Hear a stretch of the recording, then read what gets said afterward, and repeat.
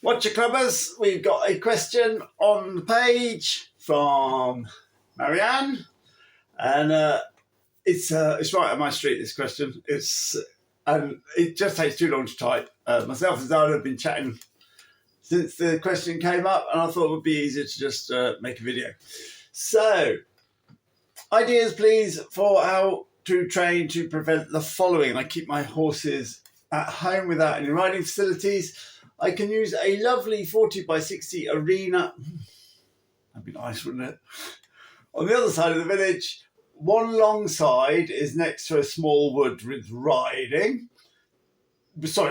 tracks through it, and one short side is next to a track going to the woods and the grazing field. The other side of the track is at an angle and slightly downhill, and there's a smaller school. In other words, there's traffic going up and down the track and in the woods. Nutty, who we're assuming is the name of the horse and not the husband, Nutty has been going to do the arena for schooling, lessons and competitions for 3 years. He's always had a thing about movement in the woods, and if anyone is riding in there, when he spots movement, he will take off at a flat-out gallop, even though he isn't on that side of the school when it happens. This has expanded to include people going along the track, and occasionally, if somebody is cantering or jumping in the other school. I think in the beginning I inadvertently taught him to worry about the woods, as after he'd done the bolting thing a few times, I started watching the woods for movement myself. I've retrained myself, but Nutty hasn't got any better. He also might have originally had some discomfort. He had arthritis changes in his fetlocks. These are treated. Recent vet check found no unsoundness. In my lessons, my excellent trainer has had me concentrate on keeping his mind busy on the job at all times, but he still takes off if anyone goes past. He will do it from any pace. He's hacked through the woods himself and is fine in there. So instantly, remember where I've got to because there's a bit more to the question. Instantly, I'm thinking of reframing this in your mind as a training opportunity rather than something you desperately not want to happen. Maybe you have already. Somewhere in what I'm about to say is the answer. If it's not directly applicable, well, I'll have said it anyway because it might have helped other people. And a good way of reframing is training opportunities. If you had to pay somebody to go along that wood, so you have to pay for the arena, you have to pay for the time that you're taking of somebody else, and here you are and you got it all for free. So we're just saying that there's a way of looking at it which is as a positive thing. Quite often you'll get people say, oh, look at the light going in and out there. Sorry about that. Let's just try and adjust that. Oh, doesn't matter. Quite often you'll get people saying, if you're going out for a hack, don't go up the left-hand side of the road because Nigel's got the builders in doing his extension, and people avoid those training opportunities. So if you want to feel better about having to train your horse, you can feel excited about, excuse me, a training opportunity. So here we are, we've got a training opportunity, we've got a horse that's going to display a behaviour, and fantastic, we'll go in there and we'll train to that. I've always got a fantastic advantage in that I've got an imaginary film director. If the film we were doing required the heroine to ride past the workman doing Nigel's extension and give a little wave when they've got the building equipment going and the cement mixer going and everything else, I would then have to train to that. You're getting paid £1,000 a day, and you're the stunt double for the rider. And that imaginary scenario can get me through it. We are going to do this because at some point a film director might ask me to do exactly that. I had a stallion that plunged through the gate. As soon as you opened the gate, he'd zoom through it and do that sort of spinny round thing. and to face you because he's on a head collar. I thought, well, if I got booked for a film whereby the hero walked to the gate, opened the gate, gazed lovingly over the Montana countryside, and then turned around and didn't go in the field, well, that horse bolting through the gate would absolutely ruin that for me, and I wouldn't get my £1,000. So here we are, we've got a situation, a training opportunity.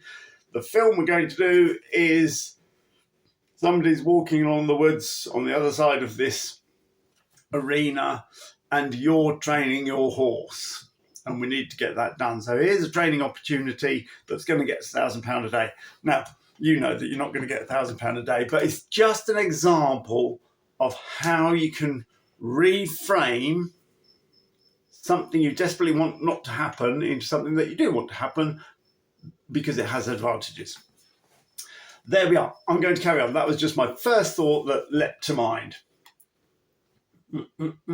He's hacked through the woods himself and is fine in there. This afternoon, I was riding in the arena with a rock-steady horse. I was focused on where we were going when a lady led two horses along the track from behind us. Nutty shot forward, bucked and galloped 3 circuits before we pulled up. I didn't know she was there until we'd stopped, so he wasn't reacting to me. Nice. That's really worth knowing. Yep, lovely. The other horse in the arena didn't react and just looked surprised. So I'll just read the next bit before I go off script. I got off and held him until she'd finished turning out.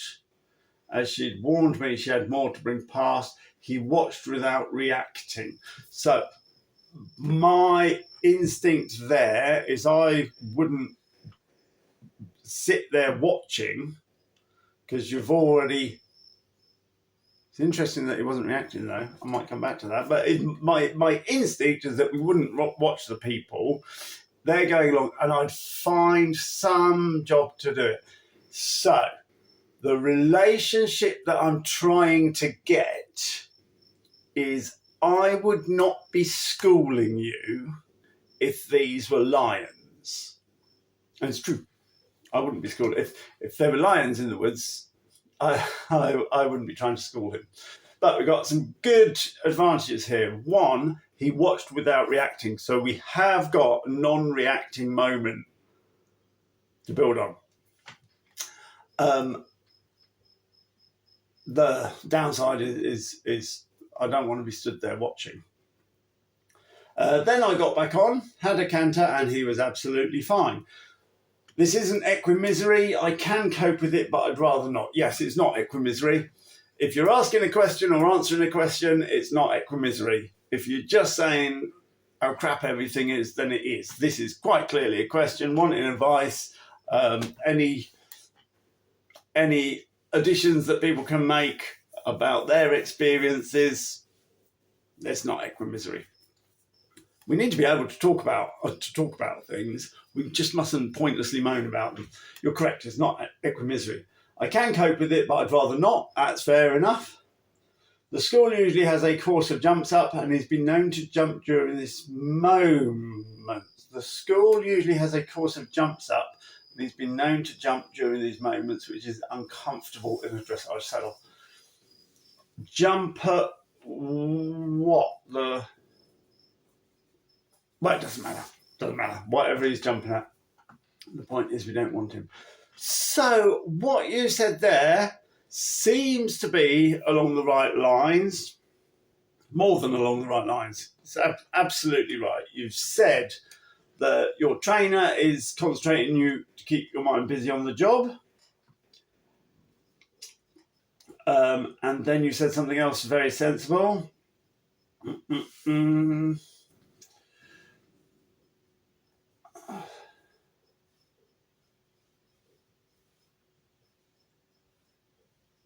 Yes, here we are.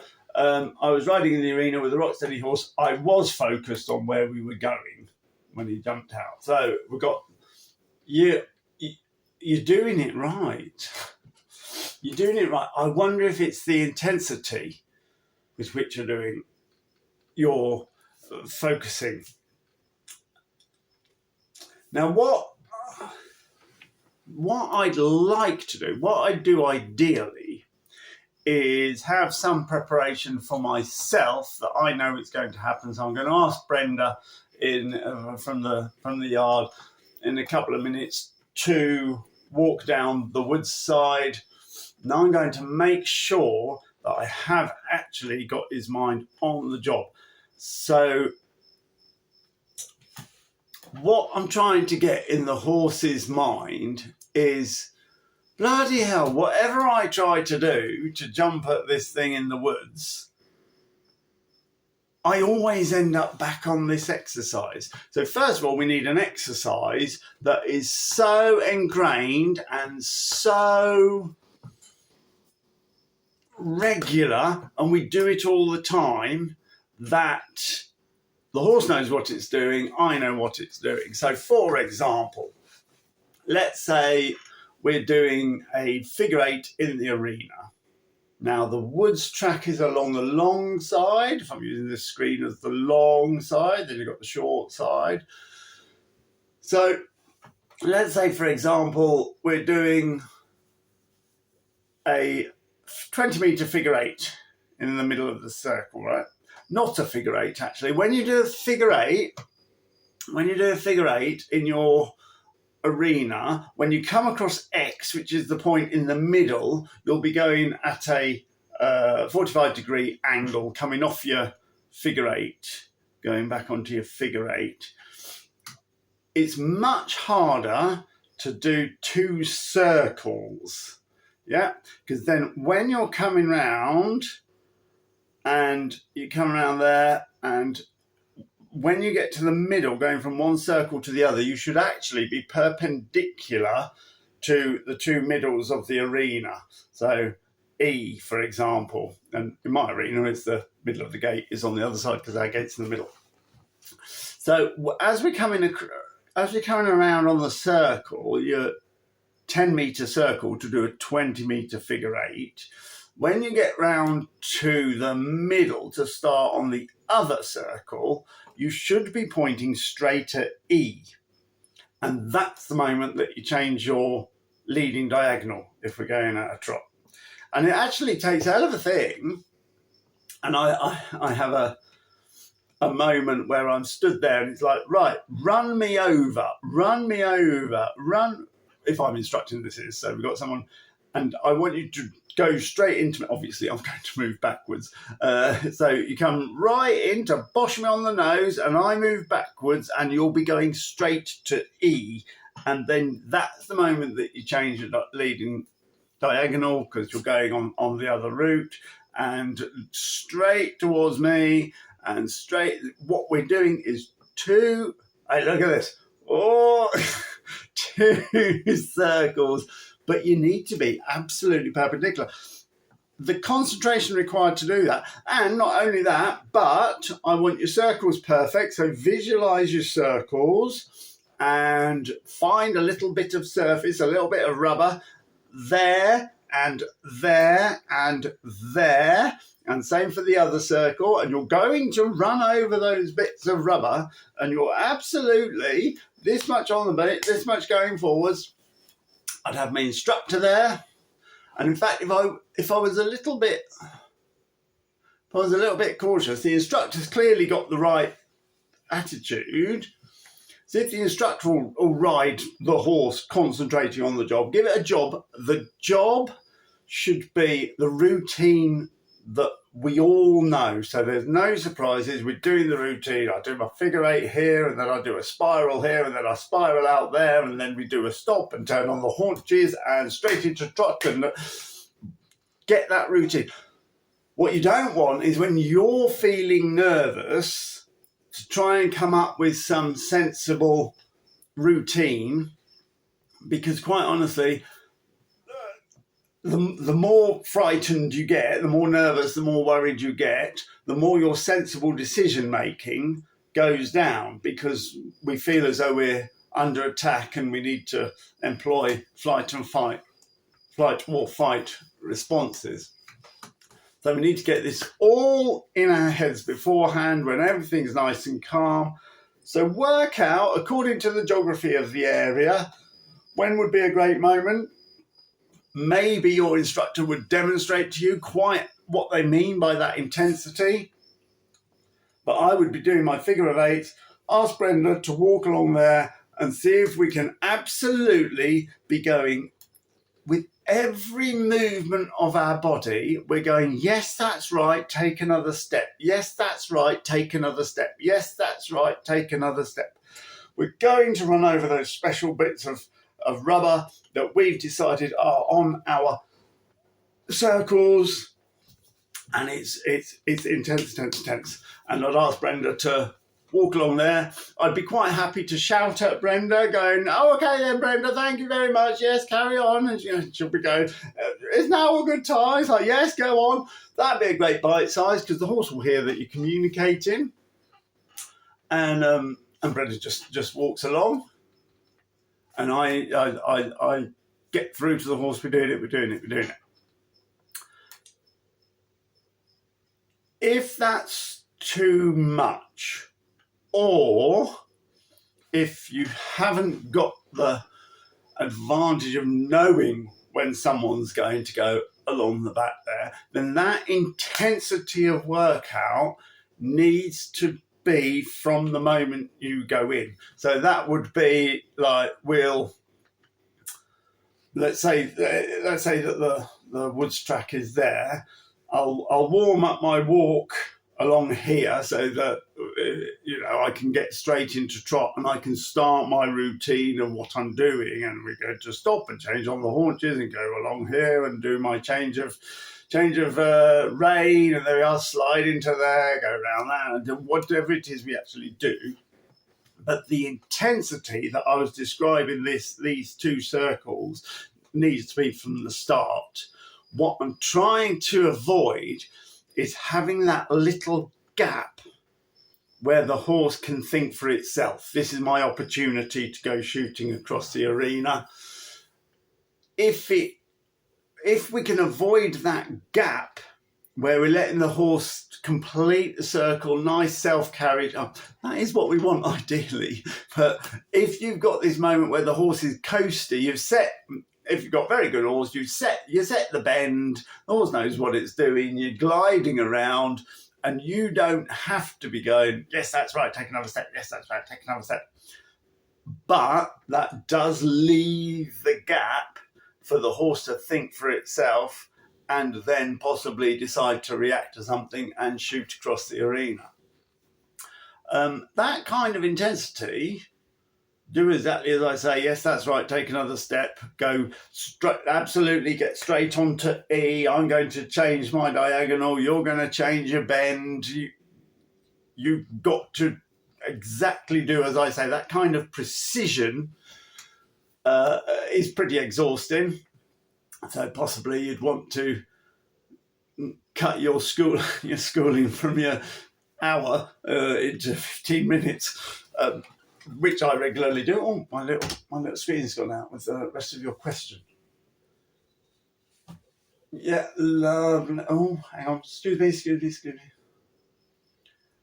Another thing you said, if I could just finish your question here, suggestions for bite sizes. So bite sizing, get the instructor to ride the horse and observe the intensity with which it's asking to keep its mind on the job, whilst you get Brenda to politely walk along the woods. See if that works. If your instructor won't ride the horse, find someone who will. And just see how other people cope with it. When the horse pops off the planned route, should we say, the flight destination, you've got your little routine going, and when your horse pops off, so let's say you're coming around here, and then your horse goes, someone's in the woods, and it decides to zoom off over here, away from the person in the woods. The object is to get the horse thinking, whatever I do, I end up back on on the route. So don't make any fuss too bad about it, but somehow arrange things that we're round and we're going again. So the horse is kind of like, hang on a minute, it was time for me to be a dickhead. And it's like, oh, and here I am back on the route. How did that happen?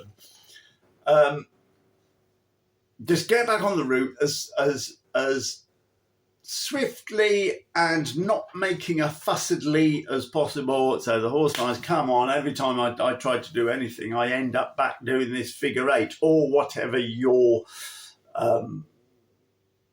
exercise, your routine that you're sticking to, that everybody knows. And it's obviously some flight suddenly across away from the track wasn't in the routine, and we just keep going on the routine.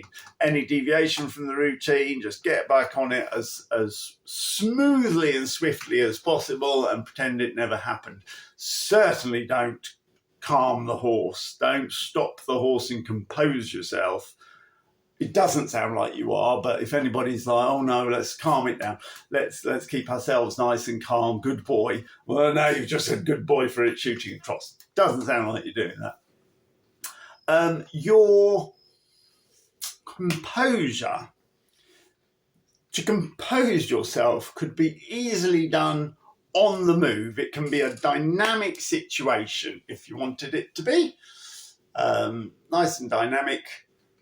So you've got this smooth, extended or working trot forwards, and that's your reassurance that everything is back to normal. Try not to allow the horse to change your mind. You are asking for example, your perfect double circle routine. You are asking for that. It was all going well, and then he shot across and it's like, oh, wibble, wobble, wobble, we're back on that. Oh, yes, we're back on that.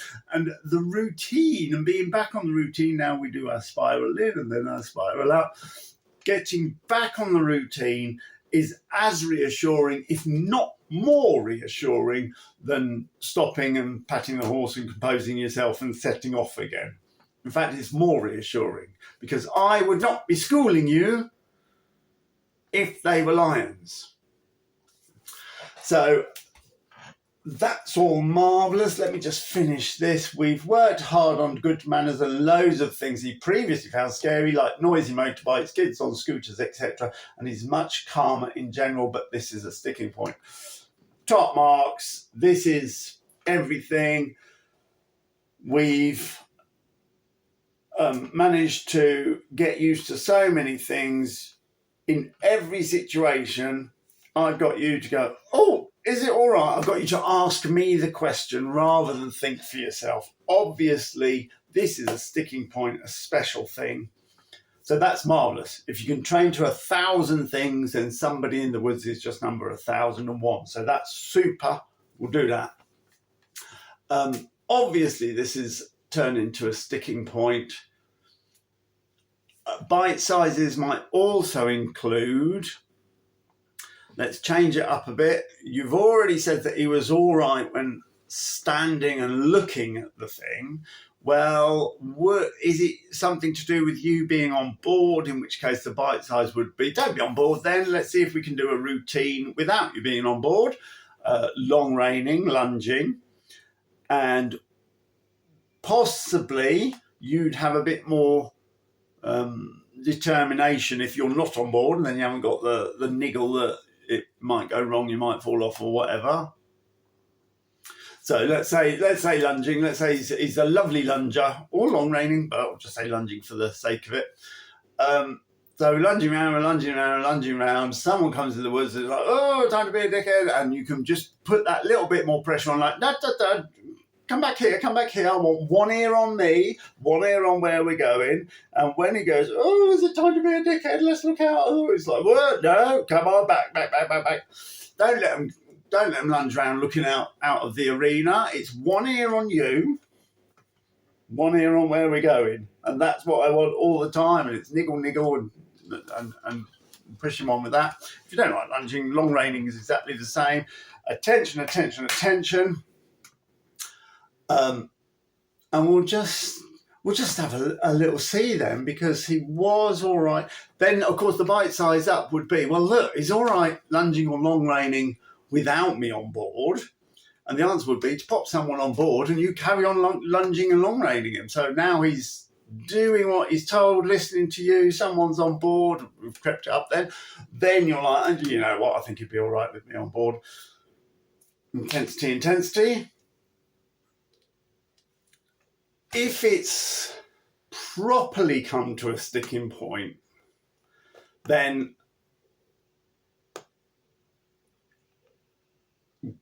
arrange another set of triumphs for yourself. So he's got this in his head. So maybe change the arena. See if you can use that one down there. Give him 20 quid and what we're doing is breaking the pattern. If there's an established pattern, I go in this arena, wait for somebody to come off in the woods, and then do what I like. We could break that by choosing a different arena. We could break it by having a different rider. We could break it by doing the lunging. We may, if it's intense, have to go to a different perspective. Maybe the different perspective is riding at night time with the lights on. Maybe that's enough of a different perspective. Certainly another arena should be a different perspective. And in that different perspective, different environment, in that broken pattern, do a bunch more exercises where something goes wrong that you've created, and anything you like there. Just arrange for somebody to walk past the arena with a ladder on their shoulder, or something unusual, or take another horse out of the arena, and it's like, oh, is it time to be a fool? And it's like, no, it's time to do a figure eight, and just get a few more definite experiences under your belt, that when it's time to question anything, you don't think for yourself, you do as I do. And what I will tell you to do, I would not be schooling you if these were lions. So when the chap with the ladder on his shoulder goes past, or when the horse leaves the arena, probably the best thing to do is to hit that little bit of rubber there, hit that little bit of rubber there, hit that little bit of rubber there, and then make sure that you're facing E before we change the leading diagonal. Off we go. And you may just need to cement that relationship, that when it's time to question, don't take the lead. And there could be as many things as you'd care to think about. Can you get somebody to ride a bicycle past, or if they're doing the mowing or the strimming around the arena, or doing a little bit of work around each of the arenas, just cement it that the thing to do when the crisp packet comes out of the hedge is to go, oh, who was it? This was it, Marianne, was it? When the crisp packet comes out, or when you get your Uncle Jeff to play Pop Goes Wagner on his trombone, he goes, Marianne, what do we do? And Marianne tells him. And what Marianne tells him is, we do a perfect circle and we make sure that we get the change of diagonal while we're facing E. Facing E, not nearly facing E, not almost facing E. Tweak, tweak, tweak, push, push, push, get bloody facing E, and push on, and do a little spiral and spiral out, and come down here and stop and turn on the haunches and get on. And now we're doing the other direction. And that is cementing the relationship. When something happens, the correct reaction is to say, Marianne, what do we do? And Marianne's already saved you from the trombone of death and the ladder of death and the horse leaving of death, and gradually the horse will realise, all these lions leaping out. Marianne saved me from all of those, and then go back to your arena with this further established relationship.